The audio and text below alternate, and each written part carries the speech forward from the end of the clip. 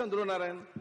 ಮಾನ್ಯ ಸಭಾಧ್ಯಕ್ಷರೇ, ನಮ್ಮ ನಂಜನಗೂಡು ತಾಲೂಕಿನಲ್ಲಿರುವಂತಹ ಸಾರ್ವಜನಿಕ ಆಸ್ಪತ್ರೆ ಮತ್ತು ತಾಯಿ ಮಕ್ಕಳ ಆಸ್ಪತ್ರೆಗಳನ್ನು ಮೇಲ್ದರ್ಜೆಗೆ ಏರಿಸುವಂತಹ ಒಂದು ವಿಚಾರವಾಗಿ, ಹಾಗೆ ಅದಕ್ಕೆ ಮೂಲಭೂತ ಸೌಲಭ್ಯಗಳು, ವೈದ್ಯರು ಹಾಗೆ ಸಿಬ್ಬಂದಿಗಳನ್ನು ಒದಗಿಸುವ ಒಂದು ವಿಚಾರದ ಬಗ್ಗೆ ಮಾನ್ಯ ಆರೋಗ್ಯ ಮತ್ತು ಕುಟುಂಬ ಕಲ್ಯಾಣ ಸಚಿವರ ಗಮನವನ್ನು ಸೆಳೆಯಲಿಕ್ಕೆ ನಾನು ಬಯಸ್ತೇನೆ.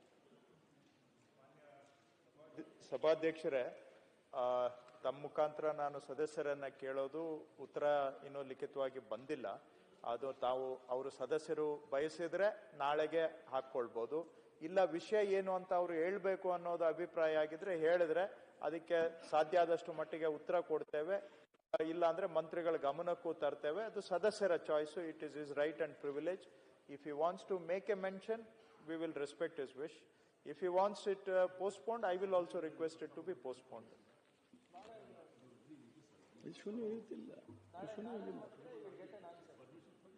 ಅಲ್ಲ, ನೀವು ಇವತ್ತು ವಿಷಯ ಪ್ರಸ್ತಾಪ ಮಾಡಬೇಕು ಅಂದ್ರೆ ನಮ್ಗೆ ಮಾಡಿ, ನಿಮ್ ಚಾಯ್ಸ್. ಇಲ್ಲ ಮಂತ್ರಿಗಳಿಲ್ಲ, ನಾಳೆ ಮಾಡಿದ್ರೆ ಉತ್ತರ ಸಿಗುತ್ತೆ.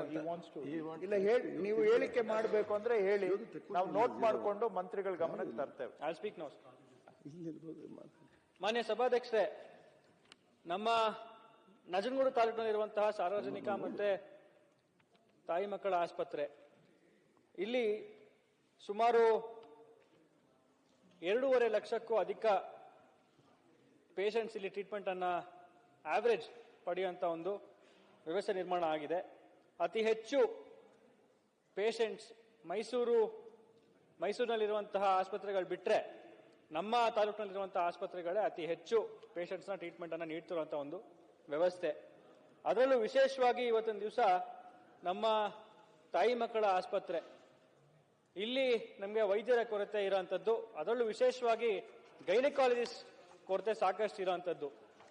ಯಾಕೆಂತಂದ್ರೆ ನಮ್ಮಲ್ಲಿ ನಮ್ಮ ತಾಲೂಕಿನ ಆಸ್ಪತ್ರೆ ಏನಿದೆ ಅದು ನಮ್ಮ ವಿಧಾನಸಭಾ ಕ್ಷೇತ್ರಕ್ಕೆ ಸೀಮಿತವಾಗದೆ ಅಕ್ಕಪಕ್ಕದ ವಿಧಾನಸಭಾ ಕ್ಷೇತ್ರದ ಜನತೆಯು ಕೂಡ ಇದರಲ್ಲಿ ಅವರು ಸೇವೆಯನ್ನ ಮಾಡ್ಕೊಂಡು ಬರ್ತಾ ಇರೋಂಥದ್ದು.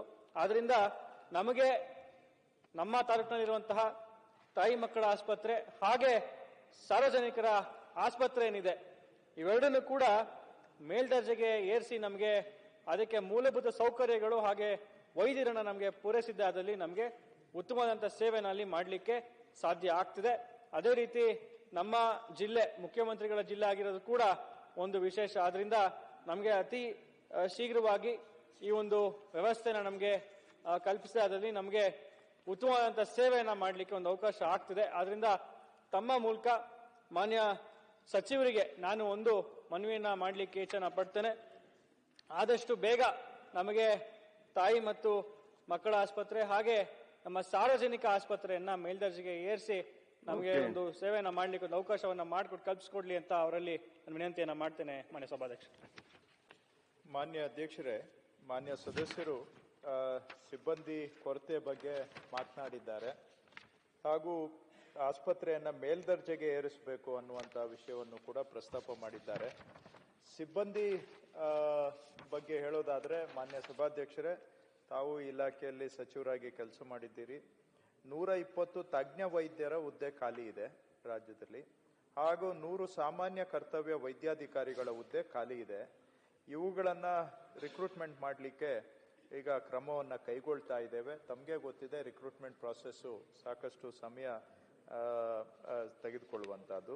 ಇದರ ಜೊತೆಗೆ 709 ಪ್ಯಾರಾಮೆಡಿಕಲ್ ಸ್ಟಾಫ್, ಅರೆ ವೈದ್ಯಕೀಯ ಸಿಬ್ಬಂದಿ ಹುದ್ದೆಗಳು ಖಾಲಿ ಇರೋದನ್ನ ರಿಕ್ರೂಟ್ಮೆಂಟ್ ಮಾಡ್ಲಿಕ್ಕೂ ಕೂಡ ಅನುಮತಿ ಸಿಕ್ಕಿದೆ.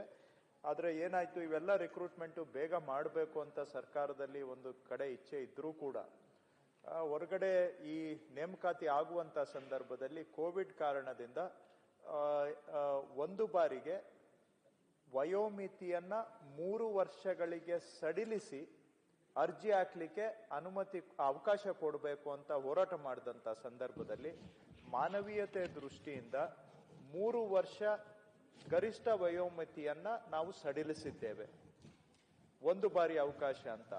ಅದು ಕೊಟ್ಟಿದ್ರಿಂದ ಏನಾಯ್ತು, ಎಲ್ಲ ರಿಕ್ರೂಟ್ಮೆಂಟ್ ಪ್ರಾಸೆಸ್ ಈಗ ವಿಳಂಬ ಆಗ್ತಾ ಇದೆ. ಯಾಕೆಂದ್ರೆ ಅವ್ರಿಗೆ ಅರ್ಜಿ ಹಾಕ್ಲಿಕ್ಕೆ ಅವಕಾಶ ಕೊಡಬೇಕು.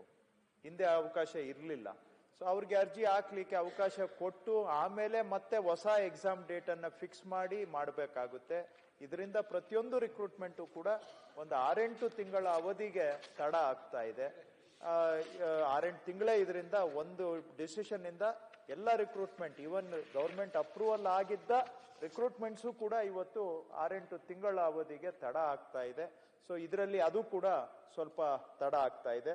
ಇದು ಇನ್ನಷ್ಟು ತೊಂದರೆ ಆಗಬಾರ್ದು ಅಂತೇಳಿ ತಾಂತ್ರಿಕ ಅಧಿಕಾರಿಗಳು 200 ಸಿಬ್ಬಂದಿ ಹಾಗೂ ಫಾರ್ಮಸಿ ಅಧಿಕಾರಿಗಳು 400 ಹುದ್ದೆಗಳನ್ನ ನೇರ ನೇಮಕಾತಿ ಮುಖಾಂತರ ಭರ್ತಿ ಮಾಡೋದಿಕ್ಕೆ ಆ ಜಿಲ್ಲಾಧಿಕಾರಿಗಳ ಅಧ್ಯಕ್ಷತೆಯಲ್ಲಿ ಹೊರಗುತ್ತಿಗೆ ಆಧಾರದ ಮೇಲೆ ನೇರ ನೇಮಕಾತಿ ಮಾಡಿಕೊಳ್ಳಿಕ್ಕೆ ಈಗ ಪರ್ಮಿಷನ್ ಕೊಟ್ಟಿದ್ದೇವೆ. ಸೊ ಎಲ್ಲಿ ತಾಂತ್ರಿಕ ಅಧಿಕಾರಿ, ಟೆಕ್ನಿಕಲ್ ಆಫೀಸರು ಮತ್ತೆ ಫಾರ್ಮಸಿ ಆಫೀಸರ್ ಪೋಸ್ಟ್ ಖಾಲಿ ಇತ್ತು ಅದನ್ನ ಡೈರೆಕ್ಟ್ ಔಟ್ಸೋರ್ಸ್ ಬೇಸಿಸ್ ಮೇಲೆ ರಿಕ್ರೂಟ್ಮೆಂಟ್ ಮಾಡಿಕೊಳ್ಳಿಕ್ಕೆ ಅನುಮತಿಯನ್ನ ಕೊಟ್ಟಿದ್ದೇವೆ ಸಭಾಧ್ಯಕ್ಷರೇ. ಸೊ ಇದು ಇನ್ನ ಉಳಿದಂತ ಪೋಸ್ಟ್ ಇನ್ನೂ ತುಂಬಾ ಖಾಲಿ ಇದಾವೆ. ನಿಮ್ಗೆ ಗೊತ್ತು ಆರೋಗ್ಯ ಇಲಾಖೆಯಲ್ಲಿ ನನಗಿಂತ ಚೆನ್ನಾಗಿ ಎಷ್ಟು ಖಾಲಿ ಇದೆ ಅಂತ. ಅವುಗಳನ್ನು ಕೂಡ ಭರ್ತಿ ಮಾಡುವಂತಹದ್ದು ಕಾಲಕ್ಕೆ ಮಾಡ್ತೇವೆ.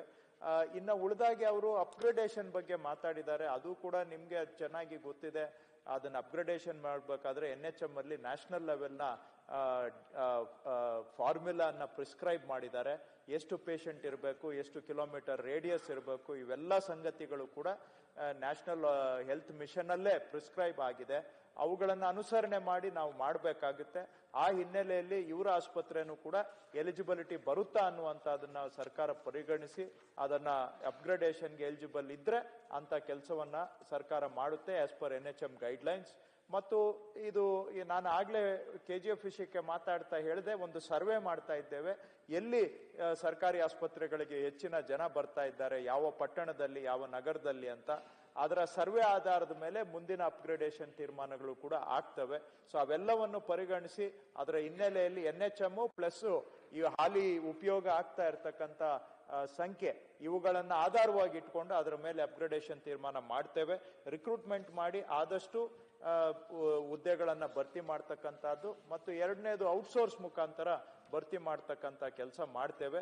ಇದರಲ್ಲಿ ವಿಶೇಷ ಆದ್ಯತೆಯನ್ನ ನಂಜನಗೂಡು ಆಸ್ಪತ್ರೆಗೆ ಕೊಡಬೇಕು ಅಂತ ನಾವು ಮಾನ್ಯ ಮಂತ್ರಿಗಳ ಮುಖಾಂತರ ಸಂಬಂಧಪಟ್ಟಂತ ಅಧಿಕಾರಿಗಳಿಗೆ ಸೂಚನೆಯನ್ನು ಕೊಡ್ತೇನೆ ಸಭಾಧ್ಯಕ್ಷರೇ.